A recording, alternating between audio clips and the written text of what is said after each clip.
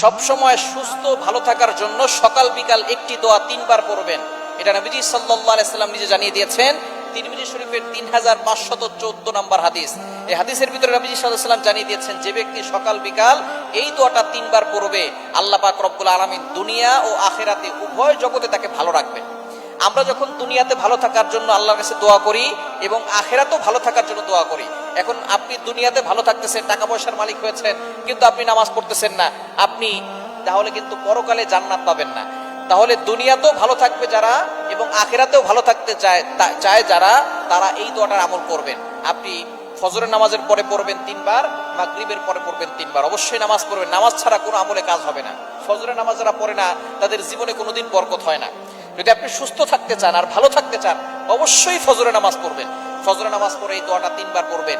দোয়াটি হচ্ছে, আল্লাহুম্মা ইন্নী আসআলুকাল আফিয়াতা ফিদ দুনিয়া ওয়াল আখিরা। আল্লাহুম্মা ইন্নী আসআলুকাল আফিয়াতা ফিদ দুনিয়া ওয়াল আখিরা।